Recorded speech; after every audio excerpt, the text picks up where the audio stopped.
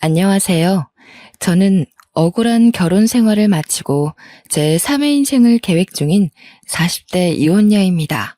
제 3의 인생이라니 조금 의아한 분들도 계시겠지요. 말 그대로 처녀의 삶을 거쳐 한 남자의 아내의 삶을 지나 풋풋한 새 만남을 이어가고 있다고 설명해드리고 싶네요. 결혼을 하는 건 더 행복하기 위해서 그간의 삶을 청산하고 새의 삶을 꾸미는 일이지 않습니까? 그런데 제 삶의 삶이 왔다는 건 당연히 제 2의 인생을 못 살았기 때문에 그 다음의 미래를 계획했다고 볼 수 있겠죠. 맞습니다. 저는 결혼을 해서 실패했고 그 흔한 이혼 가정 이야기를 들려드리고 싶어 사연을 찾게 되었습니다. 그런데요, 제가 이혼을 하게 된 이유마저 과연 흔한 일이었는지 한번 들어봐 주시겠어요? 저는 제가 생각해도 정말 말도 안 되고 바보 같은 일로 이혼을 하게 되었는데요. 남편과 대학 때 실수로 혼전 임신하여 이른 나이에 결혼을 할 수밖에 없었고, 그때는 아이를 낳는 것보다 그 반대를 선택하는 게 더 무서웠던지라 남편과 영원의 약속을 해버린 겁니다. 저희 부부는 시댁과 친정에게 나란히 버림받았어요. 억지로 만들어진 상견례 자리에 경찰까지 출동할 정도로 대판 싸움이 일어나기도 했어요. 이런 사고는 누가 봐도 남자 쪽 과실이 아닌가요? 대체 이 어린애를 무슨 말로 꼬드겼으면 이런 사고를 친단 말이에요. 우리 딸은 착하게만 자라서 이런 실수 같은 거 할 엄두도 못 내는 애란 말입니다. 여자애가 피임을 제대로 했으면 이 사단이 나지 않았을 거 아닌가요? 착실하게 잘 살고 있는 내 아들 발목 잡은 게 누군데 그쪽이 큰 소리세요? 제 아들 앞길은 어떡할 거예요? 앞으로 장차 크게 될 아이를 그쪽 딸 때문에 망치게 된 거잖아요. 말씀 웃기게 하시네요. 누가 누구 발목을 잡아요? 내 딸내미 발목 잡은 게 그댁 아들인데 출산하면 여자 쪽이 손해가 훨씬 큰데 무슨 말씀이세요? 댁 아들은 싸지르고 떠나면 그만이지만 제 딸은 이미 몸 한 번 망가뜨린 채로 평생을 살아야 되는 거라고요. 이보세요. 말 조심하세요. 어쩜 그리 말씀을 교양없게 하세요? 아, 이제 보니까 딱 알겠네요. 이런 집안에서 자랐으니 댁딸이 발랑 까진 거지요. 상견례 자리에서 서로에 대한 예의는 눈꼽만큼도 없었습니다. 결국 몸싸움까지 나고 남의 장사 시끄럽게 만든 죄로 경찰이 출동했던 거죠. 심지어 저희는 그 자리를 끝까지 지키지 못했어요. 이대로 저희를 떼어놓으려고 선언하는 양가 부모님한테서 도망치고 말았습니다. 그 뒤로 저와 남편은 절대 양가 어른들을 찾지 않았어요. 그렇다고 양가 부모님이 또 저희를 아쉬워한 건 아니었습니다. 저희들에게 이혼할 거 아니면 얼굴 비출 생각하지 말라고 단단히 으름장을 놓는 거 있죠. 어른들은 정말 너무하다 싶을 정도로 저희 둘을 모른 채 했고 죽었는지 살았는지 내다보지도 않을 만큼 내버려 두었어요. 시댁도 친정도 저희의 미래를 반기지 않는지라 결혼식은 당연히 하지 못했습니다. 혼인신고만 하고 살았죠. 또 어른들에게 도움받는 것이 일절 없었기 때문에 신혼집도 어렵게 시작을 할 수밖에 없었어요. 대학가 주변에 원룸을 구해서 결혼 같지도 않은 살림을 하며 지내게 되었답니다. 그럼에도 저희 부부는 굴하지 않고 서로만을 위하며 살았어요. 사랑하는 마음이 서로에게 큰 힘을 줄 수 있다는 걸 느꼈고 그 힘은 어려운 처지에 굴하지 않도록 위대한 에너지를 주었죠. 남편은 아이를 위해서 졸업하자마자 전공 분야를 포기하고 노동일을 선택했습니다. 제가 임산부의 몸으로 뭘 할 수가 없어서 남편 혼자 일하는데 내조조차 제대로 해주지 못했어요. 그래도 남편은 1년 내내 우리 아기가 태어날 때까지 굳은 일 마다하며 열심히 살림 미천을 모았습니다. 퇴근하고 와서 바로 잠들지 않고 번듯한 직장을 갖기 위해 늦게까지 공부하다가 잠들곤 했어요. 오늘 하루는 공부 쉬지 그래. 그렇게 몸 혹사시키다가 큰일 날까봐 무서워. 자기 없으면 내가 이 몸으로 어떻게 혼자 지내겠어. 걱정도 많다. 내가 다른 건 몰라도 체력 하나는 1등이잖아. 그리고 한 살이라도 어릴 때 시작해야 취업에 유리하단 말이야. 내 몸 내가 잘 챙길 테니까 당신은 아이 걱정만 해. 참, 이번에 산부인과 방문해야 되지? 내가 이번 주에 시간 한번 낼 테니까 같이 가자. 그런 곳은 혼자 가는 거 아니야. 제가 봐도 남편은 저와 우리 아이의 미래를 위해 정말 열심히 노력해 주었습니다. 그렇게 남편의 극진한 보필 아래서 저는 무사히 출산을 할 수 있었고, 남편의 제안으로 산후조리원에서 몸조리까지 하고 집으로 귀가했답니다. 산후조리원에서 집으로 귀가할 때도 남편이 저를 데리러 오고 싶어 했으나 면접 보러 가야 돼서 저 혼자 택시를 타고 갔는데요. 귀가하는 길이 혼자가 아니라서 쓸쓸하지 않았어요. 오히려 설레더라고요. 제 품 안에 새근새근 잠자는 아기가 있다는 게 믿기지가 않는 거 있죠? 한 번도 겪지 못한 두근거림을 느꼈던 기억이 아직도 여전합니다. 집에 돌아가서도 얼른 아이를 남편 품에 안겨주기 위해서 들뜬 마음으로 남편을 기다렸어요. 남편이 퇴근하고서 집에 헐레벌떡 뛰어들어왔는데요. 그러면서 하는 말이 저희 부부를 2배로 기쁘게 만들었습니다. 저기요, 나 합격했어. 신입 중에선 내가 제일 나이가 많아서 당연히 떨어질 거라고 생각했거든. 근데 나 그 자리에서 바로 합격고지 받았어. 나더러 다음 주부터 바로 출근해달래. 우리 이제 먹고 살 걱정은 끝났어. 이대로 승진만 하면 가난 벗어나는 건 한순간이야. 그렇게 노력하더니 남편이 원하는 회사에 덜컥 합격을 해버렸다고 하는 거 있죠? 아이와 함께 집에 돌아온 것도 기쁜데 남편까지 취업 성공이라니. 경사가 더해져서 저와 남편 그리고 아기까지 다 함께 방 한가운데서 부둥켜 안고 방방 뛰었습니다. 그러다 남편이 저보고 아기 조심하라고 시겁하는 바람에 엄청 까르르 웃어댔죠. 비록 양가 부모님께 매정한 대우를 받으며 버려졌지만 저희는 나름대로 순탄한 살림을 꾸려가고 있었습니다. 아이는 하루하루 나날이 자랐는데요. 어쩜 그렇게 쑥쑥 커가는지 생명이라는 게 참 신기하더라고요. 남편도 그런 아이를 보면서 더 힘내서 회사를 다녔습니다. 그런데 어느 순간부터 남편 표정이 어두워지더라고요. 어깨는 갈수록 축 늘어져 갔고 집에 오면 대화하는 시간도 없이 바로 침대에 쓰러졌어요. 노동과 공부를 병행할 때만 해도 이 정도로 힘들어하진 않았는데 역시 직장 일이 많이 힘들구나 싶어 걱정되더군요. 그래서 저는 최선을 다해 제가 할 수 있는 내조를 하고자 노력했습니다. 자기야, 양말은 벗고 자야지. 안 씻을 거야? 피곤하면 발만이라도 씻고 자. 애 있는데 밖에 나갔다 온 사람이 안 씻으면 어떡해. 최대한 신경 거슬리지 않게 물었으나 남편은 벌써 잠들었는지 대답이 없었어요.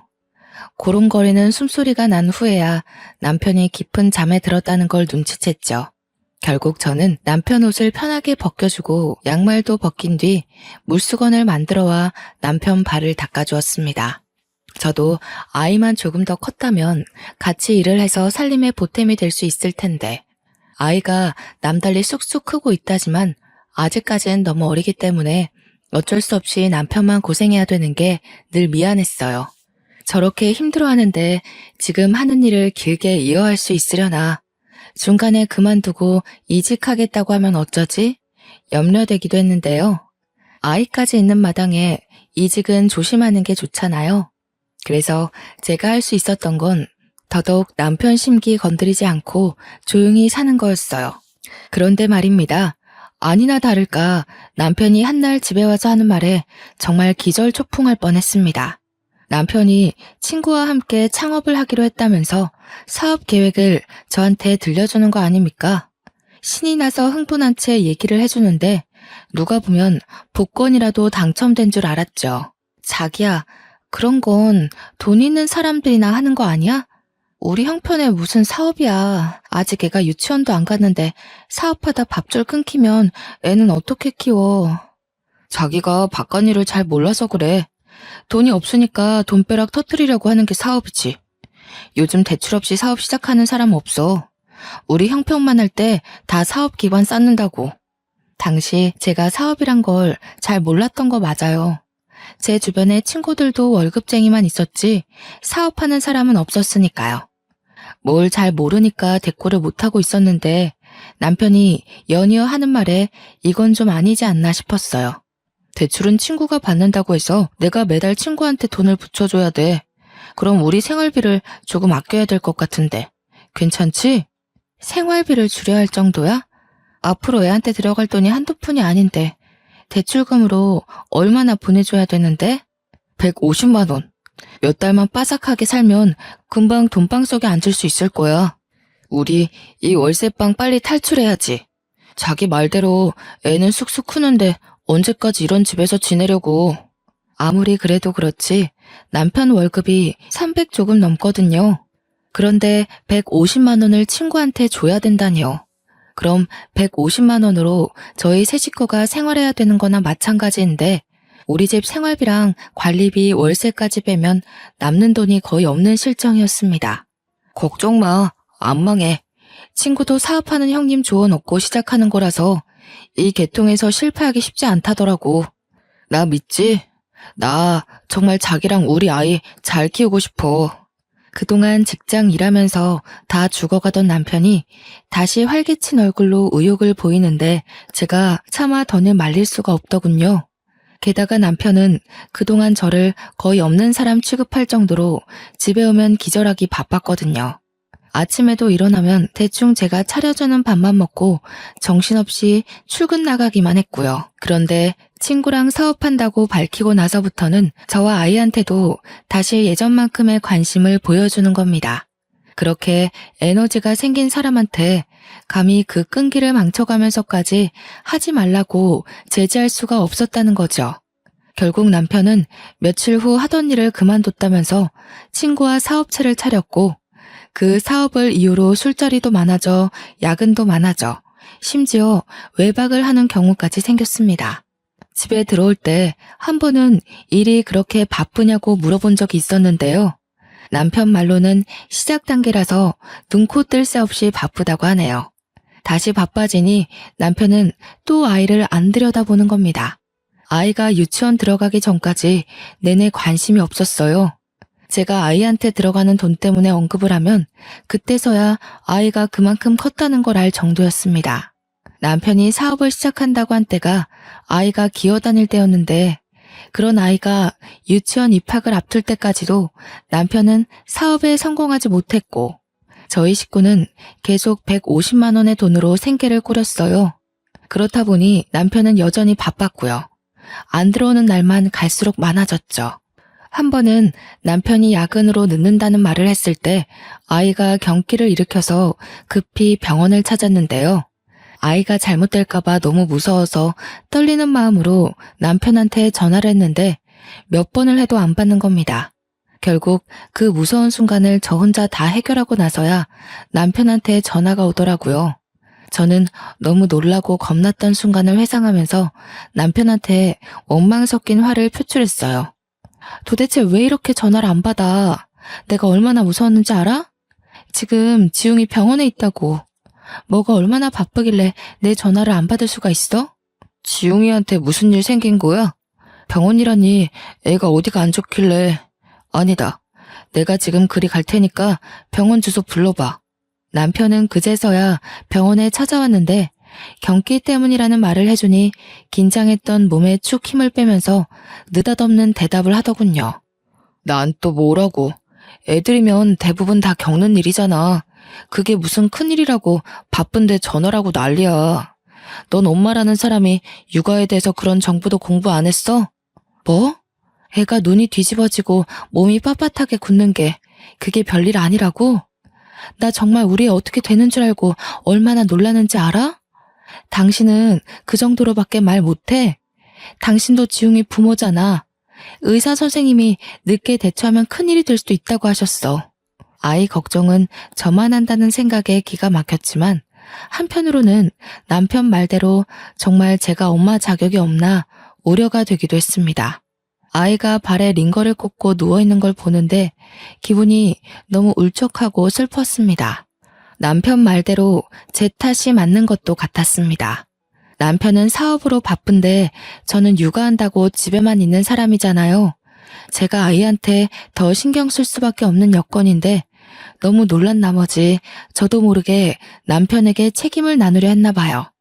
그렇지 않아도 혼자 자책하고 있던 찰나에 남편한테 위로받고 싶어 더 크게 화를 내버린 거죠. 그런데 남편이 제 탓이 맞다고 확실하게 말해주니 제가 자책을 안 할 수 있었겠습니까? 그래서 그날 이후 저는 아이에 대한 정보를 TV나 비디오를 통해 공부해 나갔어요.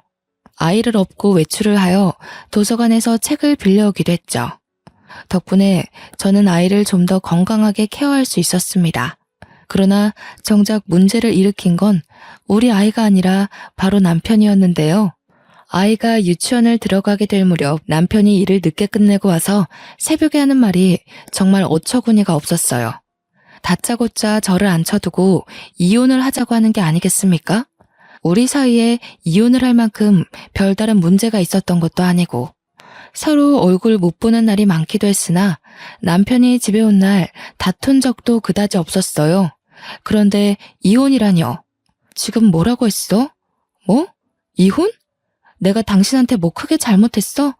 갑자기 그게 무슨 말이야? 우리 애가 이제 유치원을 들어가. 그런데 이혼이라니 대체 왜? 진정하고 진짜 이혼이 아니라 가짜로 이혼하는 척을 하자는 거야. 사업하는 유부남들이 종종 이렇게 해. 하는 사업이 좀 힘들어지면 쓰는 방법이거든. 도대체 얼마나 큰일이길래 아무리 일이 안 돌아간다고 하더라도 이혼을 하는 법이 어딨어. 정말 사업이 그런 거야? 나는 도무지 이해가 안 돼. 내가 하는 일이 좀 안 풀리고 있어서 그래. 아무래도 정책인 것 같아. 지금 집에서 나가는 세금이라도 줄여야 할 판이라서 급해. 사업 해결되면 다시 재결합하면 되니까 당분간만 이혼하자. 가짜 이혼이라니. 도무지 제 상식선에서는 그런 걸 할 수 있다는 게 이해가 안 되더라고요. 말도 안 되는 제안을 하길래 순간 남편이 의심스럽게까지 하는 겁니다. 밖에서 무슨 딴짓하냐고 물어봤는데 남편이 버럭 화를 내며 안 그래도 사업 때문에 스트레스인데 저까지 피곤하게 하지 말라네요. 그러면서 하는 말이 친구 집이랑 저희 집이 나란히 경매로 넘어갈 수도 있는 사정이라고 애타게 말하더라고요. 저는 그제서야 놀라서 어쩔 수 없이 남편의 말만 믿고 이혼 도장을 찍었습니다. 정말 별일 없는 거지? 이 집에서 나가면 우리 어디 집 구할 데도 없어. 근데 진짜 위장 이혼이라는 게 있는 거야? 우리 식구한테 문제되는 일은 없는 거 맞지? 당연하지. 오로지 돈 때문에 할 수 없이 하는 선택이야. 내가 말했잖아. 당신이랑 우리 지웅이는 내가 죽을 때까지 책임질 거라고. 근데 이거 들키면 우리 법적으로 문제될 수 있으니까 당분간 별거해야 될 것 같아. 별거? 나더러 지웅이랑 둘만 이 집에 있으라고? 그건 좀 무서운데. 들켜서 안 되는 거면 그냥 몰래 조심히 다니면 되지 않을까? 생활비 붙여줄 테니까 몇 달만 견뎌줘. 이왕 일 저지른 거 철저히 해야지. 허술하면 나중에 어디 하나 빈틈이 생겨버린다고. 당신이랑 지훈이한테 경제적인 피해는 없을 거야. 걱정 마. 남편의 설명이 정말 청산유수라서 저는 더 이상 별 말을 덧붙일 수 없었습니다. 그렇게 저는 남편과 말도 안 되는 위장 이혼을 하게 된 겁니다. 별거도 같이 말이죠. 얼떨결에 혼자가 된 저는 남편 없는 빈집에서 두려움을 안고 살게 되었습니다. 남편이 보내주는 돈은 생활비는 100만 원이 다였는데요. 월세를 따로 주지를 않아서 전화를 했더니 전혀 받지를 않더라고요. 할 수 없이 월세 50을 생활비에서 빼고 아이 유치원비도 따로 빼서 생활비는 거의 없이 지냈습니다. 몇 달을 그렇게 지내다 보니 이렇게 살다가는 아이에게 영양적으로 문제가 생길 것 같았어요. 너무 제 생각만 하면서 그저 돈이 아끼고 아끼는 방법만 강구했던 거죠. 때문에 작은 일이라도 해서 돈을 보태기 위해 부업을 알아봤고 대학 때 동아리에서 배운 캐리커처를 연습해 개인 SNS에서 파는 일을 해보았습니다. 당연히 100만 원까지는 벌지 못했으나 40에서 50만 원 정도는 벌었는데 그게 큰 보탬이 되더라고요. 그 정도로만 아이의 옷을 사입히고 먹이는데 양질이 달라지는 거 아니겠습니까? 참 다행이었어요. 저는 나름대로 남편의 부재로 인한 두려움을 차차 극복해 나갔습니다. 다만 남편과 연락만 잘 되어도 더할 나위 없이 마음을 놓을 텐데 연락이 너무 안 되는 게 유일한 문제였습니다. 저희가 별거를 하더라도 남편이 2주에 한 번씩은 몰래 와서 얼굴을 보여줬거든요. 그런데 이번 달은 달월이 지나도록 안 오더라고요. 심지어 생활비도 안 붙여줬어요. 그나마 아끼면서 모아놓은 돈이 있어서 다행인 형편이었습니다. 블로그에 팔고 있는 작품을 어느새 100만 원 언저리 정도로 벌고 있을 때였거든요. 대체 남편 일이 어떻게 되어가고 있는지 알고 싶었지만 연락이 안 되고 남편 동업자라는 사람도 제가 몰라서 어찌 알아볼 수 있는 방도가 전혀 없었어요. 그래서 마냥 이렇게 기다리는 수밖에 없는 실정이었죠. 그렇게 별다른 수를 못 쓰고 막연히 남편만 기다리며 지내고 있을 때에 제게 전화 한 통이 걸려왔는데요. 다름 아닌 남편이 함께 동업을 한다던 동네 형님이었습니다. 제가 더 이상 입 다물고 있으면 재수 씨한테 죄지는 기분이 들어서요.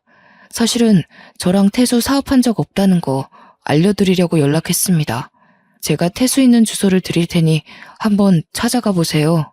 제가 이날 들은 소식이 얼마나 엄청난 일이었는지 한참을 실감하지 못했습니다. 어안이 벙벙했죠. 아니, 이게 무슨 말일까요? 사업을 한 적이 없다뇨. 제 남편은 사업한다고 직장 일을 그만둔 지가 오래지 않습니까? 동업자인 줄로만 알았던 남편의 아는 형님은 끝까지 송구스런 말투로 사과만 하다가 전화를 끊었습니다. 그러고 바로 문자 하나가 도착하더군요. 제가 전혀 모르는 주소지였습니다. 이분 말이 다 사실이라면 남편이 여태 저한테 거짓말을 했다는 것밖에 안 되는데 왜일까요? 영 가늠도 안 되고 혼란스럽기만 했습니다. 일단은 남편이 있다는 이 주소로 찾아가 봐야 답이 나올 것 같았어요. 그래서 그 야밤에 아이까지 데리고서 밖을 나섰죠. 이 주소대로 택시 기사님에게 말해서 도착한 곳은 다름 아닌 사람 사는 오피스텔이었습니다. 이런 곳에서 사무실을 차리고 일을 한다는 말도 많이 들었기 때문에 초인종을 누를 때만 해도 이곳이 그저 오피스 사무실이라고 굳게 믿고 있었죠.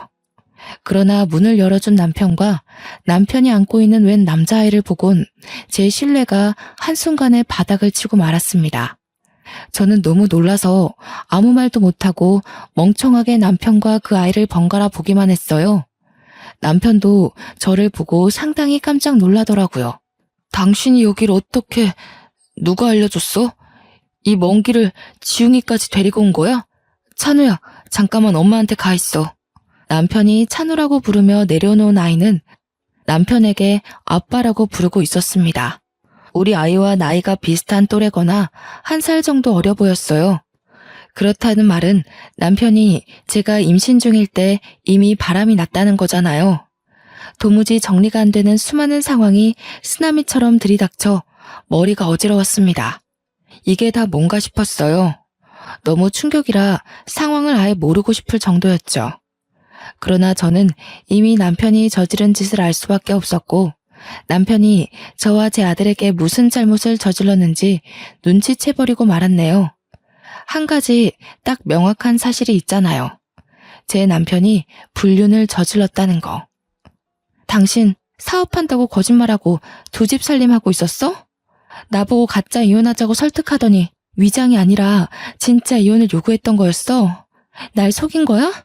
우리 지웅이까지 속이면서 밖에서 이딴 짓 하고 있었던 거야? 남편은 대답을 미루고 잠시 저를 밀어내며 밖으로 나와서는 현관문을 닫았습니다.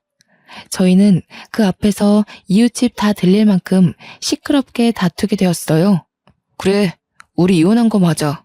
그래서 뭐? 너도 동의하고 도장 찍었잖아. 대체 여기가 어디라고 애까지 끌고 찾아와? 도대체 어떻게 알아낸 거야? 누가 알려줬어? 당신이 나 어르고 달래서 위장 이혼으로 유도한 게 합의 이혼이라고? 나는 그런 줄도 모르고 어떻게 나한테 이럴 수가 있어. 이건 사기고 협박이야. 아, 그렇다는 증거 있어?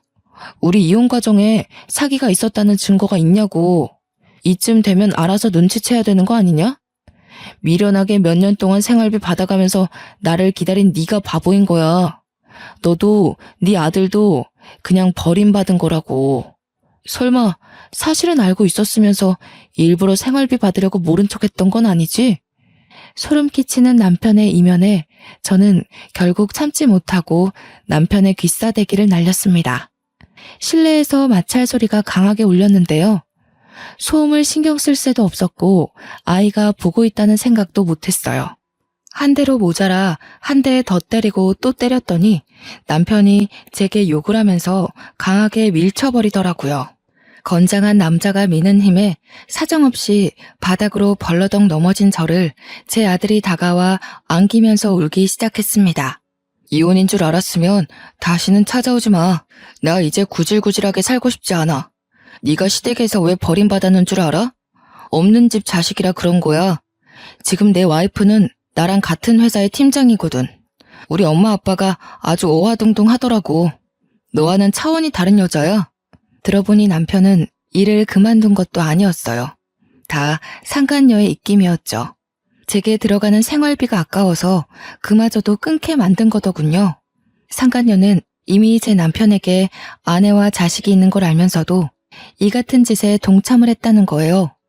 배신감에 또 배신감이 차올랐지만 당장 제가 남편에게 손찌검하는 것 말고는 할 수 있는 게 없었습니다. 망연자실한 마음으로 저는 아들을 안고서 그 자리에서 한참을 울었어요. 남편은 매정하게 집으로 들어가서는 다신 나오지 않았고요. 남편이 안으로 들어가 버리니까 제 울음소리를 듣고 주변에 마음 좋은 이웃분들이 슬쩍 나와 보시더라고요. 제가 아이를 부둥켜 안고 있으니 걱정해주면서 경찰을 불러줄까 하고 물어보기도 하셨어요. 그 고마운 손길들을 사양하고 저는 마음을 추슬러 아이와 함께 집으로 돌아왔죠. 앞으로 어떻게 해야 할지 멍하기만 하더군요. 그때 처음으로 세상이 무너진다는 게 어떤 기분일지 조금은 공감이 되었습니다. 막막했어요. 당연히 남편과 함께하는 미래만 그려왔고 제 인생 계획에서 남편이 없었던 적은 없었으니까요. 이 큰일을 어떻게 해결해야 할까? 해결은 될까? 나 혼자서 할 수 있을까? 한참 생각으로 멍해 있던 차에 제 기운을 차리게 해준 건 다름 아닌 제 아들이었습니다. 지용이가 엄마 하면서 품에 잡고 파고들어 나름 정신을 차린 거였죠.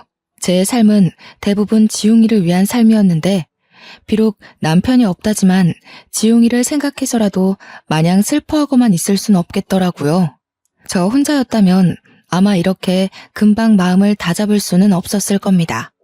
일이 이렇게 돼버린 거, 남편이 다시 돌아오지 않는다는 걸 빨리 받아들이고 나니 저는 어떻게든 남편의 불륜 가정을 뒤집어버리고 싶은 도끼가 생기더군요.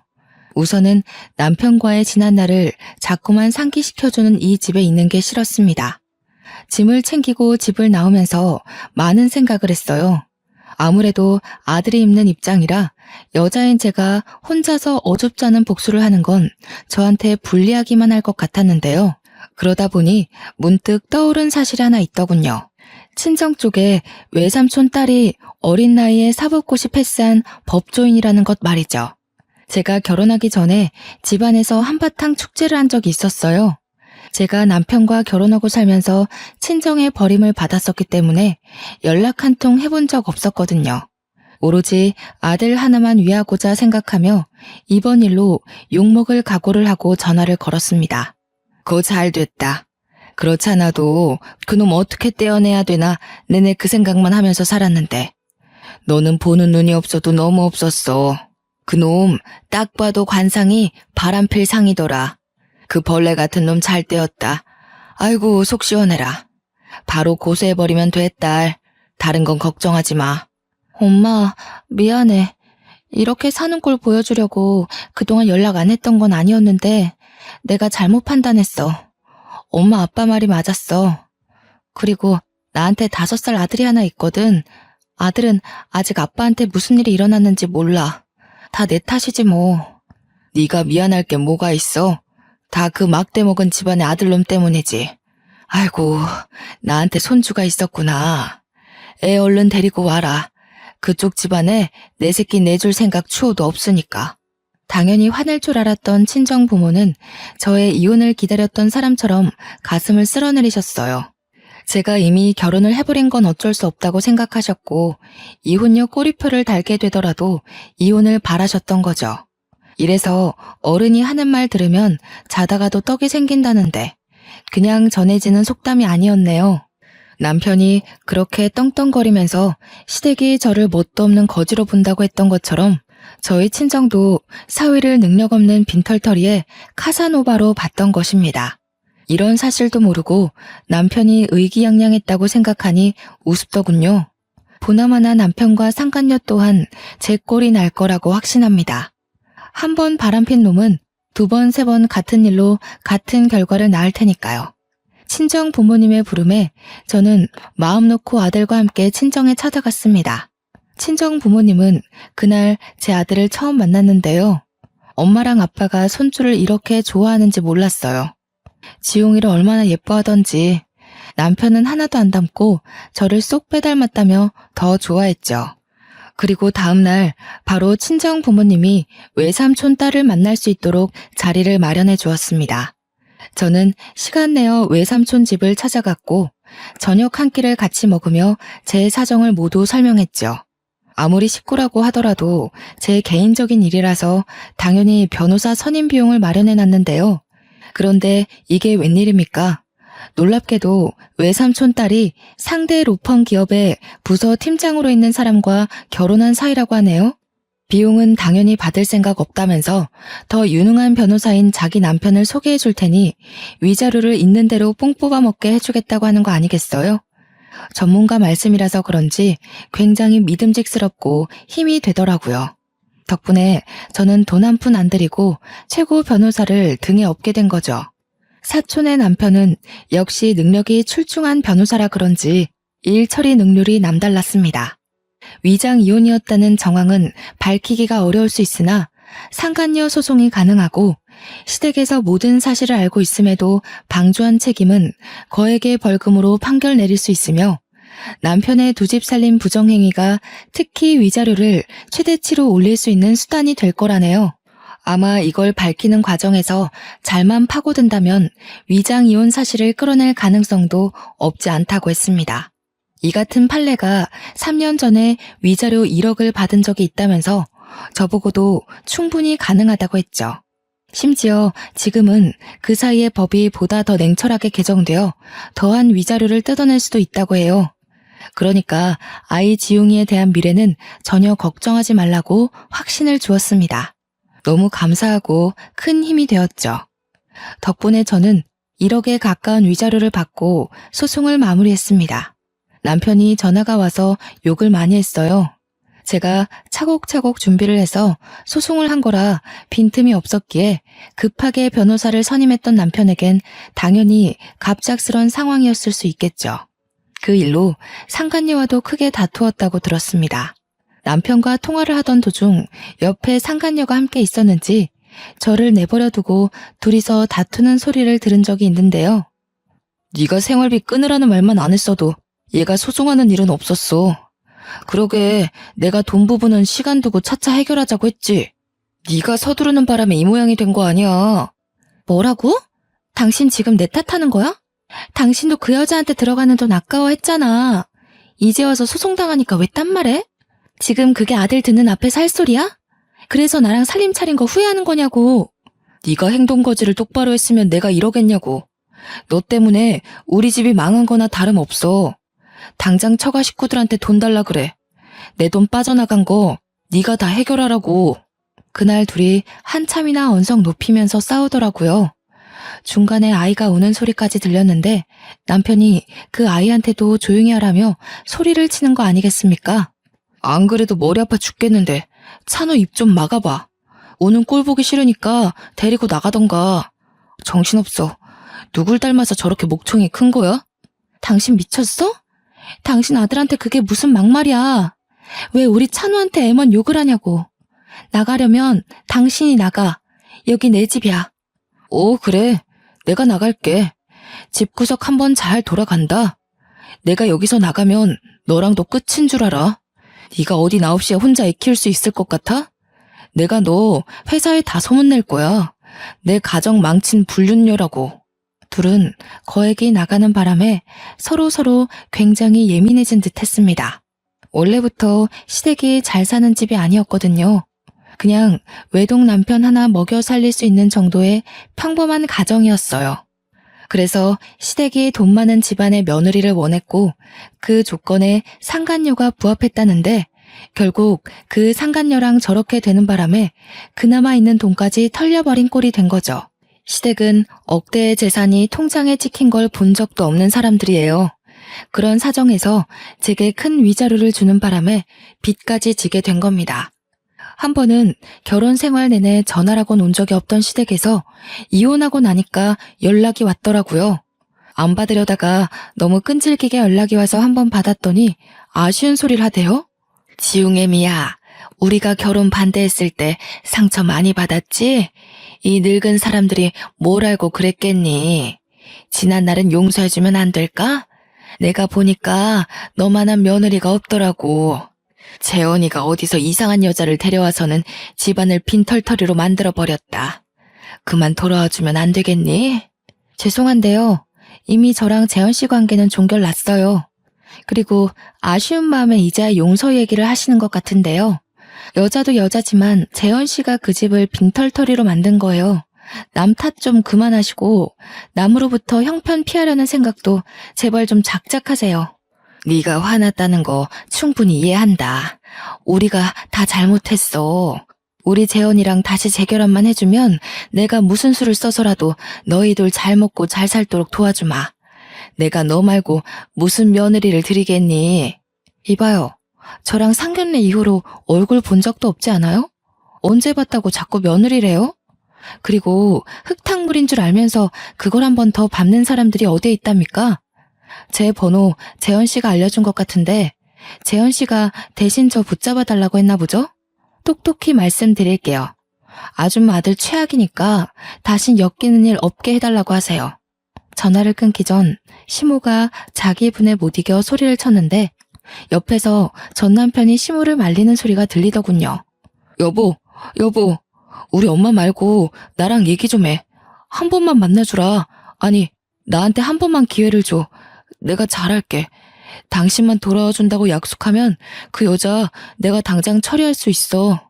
예전에는 남편이 이렇게 절절매는 마음으로 부탁한 것들이 정말 진심으로 와닿았는데 역시 사람은 아는 것만큼 보인다고 이젠 그저 가식으로만 보이더라고요. 시댁에서 어떻게든 저를 꼬드겨서 그 빚을 청산해보려고 하는 것 같은데 제가 한 번 당하지 두 번 당하겠습니까? 철저히 무시해 주었네요. 그리고는 한동안 그쪽에서 연락이 없더라고요. 좀 잠잠해진 기회를 빌어 제게 최고 은인이자 식구인 로펌 팀장님께 그러니까 제 외사촌과 외사촌 남편분께 감사 인사를 전하러 찾아간 적이 있었는데요. 그 자리에서 오히려 제게 같은 팀장 직급의 지인 변호사 한 분을 소개해 주더라고요. 그분도 돌싱인데 아이가 없는 착실한 남자라고 합니다. 부인이 바람나서 이혼했다고 했어요. 당장 남자를 만날 생각은 없지만 저를 도와준 두 분께 감사하여 우선 만남의 자리에 응답을 했는데요. 남자분이 생각보다 괜찮았고 특히 우리 지웅이를 너무 좋아해 주더라고요. 아이를 되게 잘 돌보시네요. 아이 기른 적이 없다고 들었는데 능숙하신 것 같아요. 저희 지웅이가 낯을 많이 가리는데 이렇게 초면에 남의 무릎에 앉아있는 건 처음 봐요. 그런가요? 제가 아이를 참 좋아하거든요. 어쩜 이렇게 예쁜 아이들이 있을 수 있는지. 미순 씨랑 정말 똑 닮았어요. 아이랑 언제 한번 놀이공간에 놀러 가고 싶은데 될까요? 당연히 미순 씨랑 같지요. 이성 간의 만남에 전혀 기대가 없었던 저는 남성분의 따뜻한 배려와 씀씀이를 보고 일단은 이런 가벼운 관계로 더 만나볼 예정이었어요. 참, 제가 온라인에다가 작품을 만들어서 팔고 있다고 했잖아요. 원래 100만 원 내외로만 수익이 났었는데 꾸준히 하다 보니까 요즘 입소문을 타서 제법 돈이 되는 거 있죠? 그 돈은 오로지 자유적금으로 모으고 있어요. 워낙 위자료가 많아서 삶은 이미 풍족했거든요. 이렇게 모은 적금은 나중에 지웅이 장가갈 때 줘야겠다고 생각하며 여유롭게 저축하는 중입니다. 한참 어렵게 생활하던 때가 생생히 기억나는데 어느새 적금만 1,000만 원 넘게 하고 있을 정도로 여유로운 삶을 누리게 되었네요. 역시 사람 앞날은 가늠할 수 없나 봅니다. 그간 겪은 정신없는 세월이 벌써 2년째 지나고 있어요. 지웅이도 이제 초등학교 입학을 앞두고 있고요. 당연히 소개받은 변호사분도 만남을 계속 유지 중입니다. 인생이 잘 풀리니 세상이 이렇게나 아름다운 거였더라고요. 어쩌나 하루하루 살아가는 게 재밌는지 몰라요. 짧은 인생에서 단번에 성공하는 결혼 생활을 하지 못한 게 후회되었으나 그 가슴 아픈 미천 덕분에 제가 이만큼의 윤택한 삶을 누리게 된 거 아닌가 하는 생각이 들어서 더 이상 미련두지 않기로 했습니다. 저는 제가 인생을 몇 회차 번복하더라도 행복한 결말로 마무리가 될 수 있다면 실패한 인생이라 생각지 않아요. 다들 무너졌다고 앞날이 끝난 것처럼 절망하지 않으셨으면 좋겠어요. 나만 다시 일어설 수 있다면 얼마든지 행복할 수 있는 기회는 열려 있답니다. 여러분을 기다리고 있는 그 행복의 길을 포기하지 않으셨으면 좋겠네요. 제 사연 어떠셨나요? 저는 이 글을 쓰면서 너무도 후련했고 어지럽던 잔여물도 다 정리가 된 기분이에요. 들어주시는 분들이 계셔서 더 속 시원하게 내려놓고 가요. 다들 짧은 인생을 고통의 시간으로만 보내질 않길 바랍니다. 모두들 행복하세요. 읽어주셔서 감사합니다.